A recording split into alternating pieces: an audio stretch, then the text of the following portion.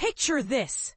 A high-octane battleground where robots from around the globe face off in a series of athletic, artistic, and combat challenges.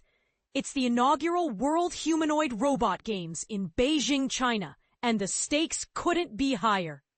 Competitors from 16 nations, including the United States, Germany, and Japan, have brought their robotic champions to vie for supremacy in events like sprinting, soccer, dancing, and martial arts. But here's where it gets interesting. This isn't just a spectacle for tech enthusiasts. It's a proving ground for the future of robotics.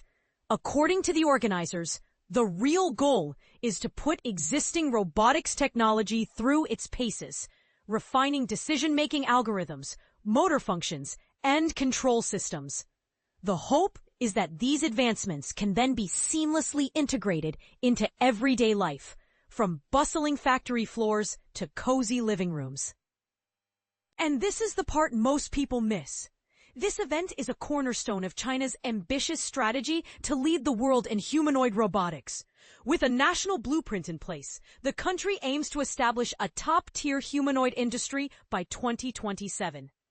Now, let's ponder this for a moment. What does it mean when machines designed for efficiency and precision take on tasks traditionally reserved for humans?